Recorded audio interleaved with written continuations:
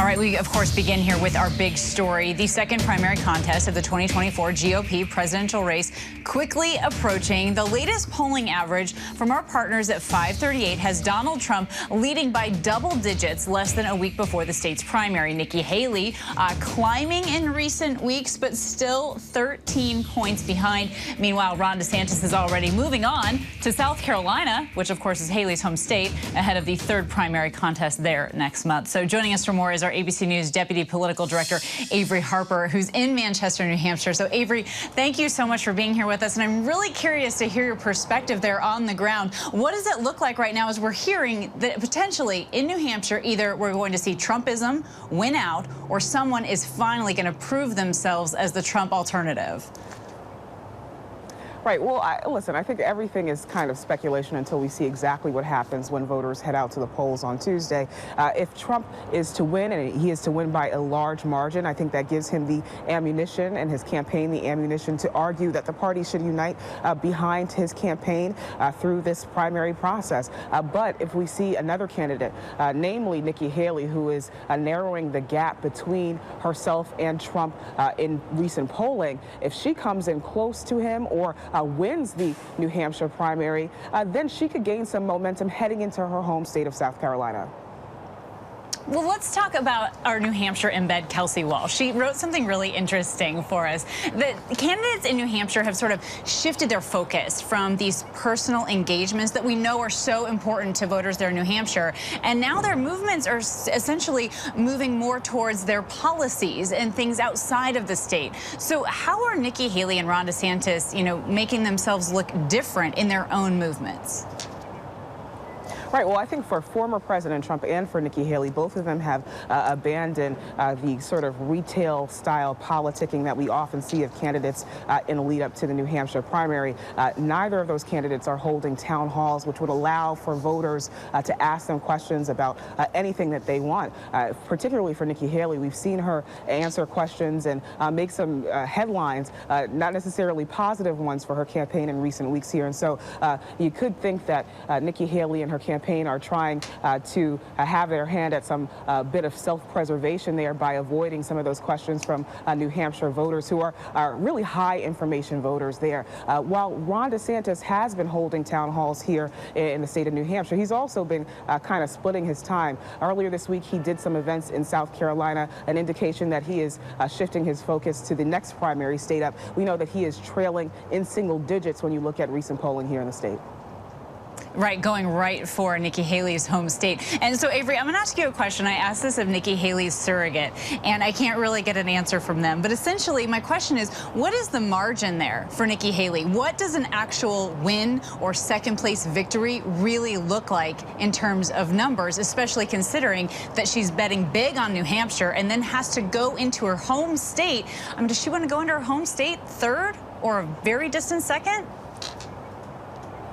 Right. I think it's unsurprising that you haven't been able to get an answer from the Haley campaign on that. They have avoided setting specific expectations for themselves so that they can claim that they have a strong finish. That's what we've heard Nikki Haley say about what she wants to do in Iowa, here in New Hampshire, and in her home state of South Carolina. Here in New Hampshire, like I mentioned a little bit earlier, she is narrowing the gap between herself and former President Trump. And I think that she's really going to be relying on independent voters here in the state to run up the score. Independents can vote in New Hampshire's open primary here, and she's hoping that gives her even more momentum as she heads back to her home state. But it's going to be an uphill battle. Former President Trump has establishment support, wide support among South Carolina Republicans, and so we'll have to see what happens. Certainly, and we know that independent voters make up a large portion of that New Hampshire electorate. Okay, let's talk a little bit about Ron DeSantis real quickly. We're hearing reports that a pro-Ron DeSantis super PAC is actually cutting staff from its payroll, and that includes staffers in both Iowa and then Nevada, which of course comes after South Carolina. So what is the super PAC saying about these layoffs?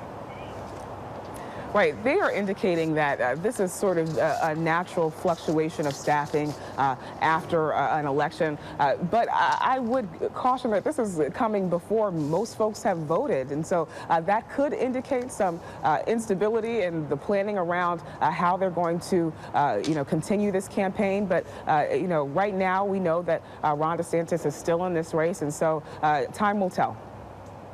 Time will tell. Avery Harper, thank you so much for spending time with us in New Hampshire. We so appreciate it. And now let's bring our big story to our panel here. Joining us today is our ABC News contributor and SiriusXM radio host Mike Muse, ABC News contributor and former Republican congressman for New York, John Katko, our Democratic strategist, Alencia Johnson, and ABC News contributor and op-ed columnist for the Los Angeles Times, LZ Granderson. So thank you all for being here with us. John, let's jump in here with you. Do you think that Trumpism is going to win there in New Hampshire? I thought it was really interesting that Avery Harper said his campaign might start to make the argument, look, it's time for Republicans to rally around me. Well, it's a very different state than Iowa, for sure. So this is going to be a real test for everybody. And I think one thing that people are discounting is, you know, a very conservative state like Iowa, only half the people voted for Trump, an incumbent. So there is still some concern out there. And I think now that the field is winnowed, I think Haley's making the argument that she caught fire a little bit in Iowa. And if she does really well in New Hampshire, her argument is, if you look at the polls, I not only win, I win big enough to take the House and Senate and local races with me. And that's not what Trump has got. So that argument was going to be put to the test here. And if people respond to it, I think she may be onto something. But no, make no mistake about it. This is a very important state for her. I think DeSantis is kind of conceding it to some extent. And I don't know where he goes from here. But it really is kind of shaping out to be a two-person race if she does strong in New Hampshire. Yeah, and that's an important point about what she could do for people that are really engaged, as we know voters are in New Hampshire, if she makes that argument about a divided Congress, right? Alencia, let's go here to you. We heard Vice President Kamala Harris tell our own Mary Bruce that, look, Biden beat Trump once, he's going to do it again. But is there a Republican outcome that the Biden, Harris campaign should be worried about? Listen, I wholeheartedly actually believe that the Biden-Harris team will beat Donald Trump again if he is the nominee. But I do think Nikki Haley would bring some kind of complication.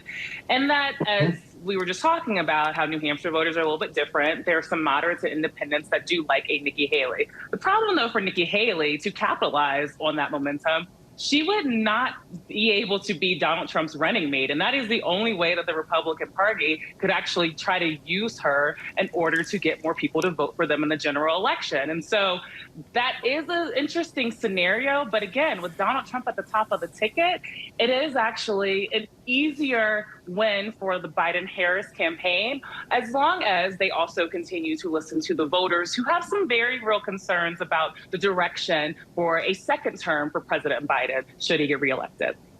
Yeah, those are all really interesting points. LZ, how about for you? Do you think that it's smart for Ron DeSantis to be looking as far as South Carolina after coming in second, again, with this huge margin behind Trump? And some people feel like he's kind of overlooking New Hampshire.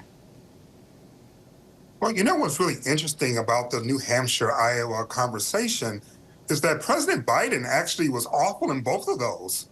And he really didn't turn his campaign around until after New Hampshire. So I understand our, desire to want to try to characterize this election as being decided early on because of how Trump finished in Iowa. But, recent history has shown that the American people are a lot more complicated than that. And I think it doesn't do any of us, any good to make the assumptions that Donald Trump has it wrapped up because of this early start that he's had.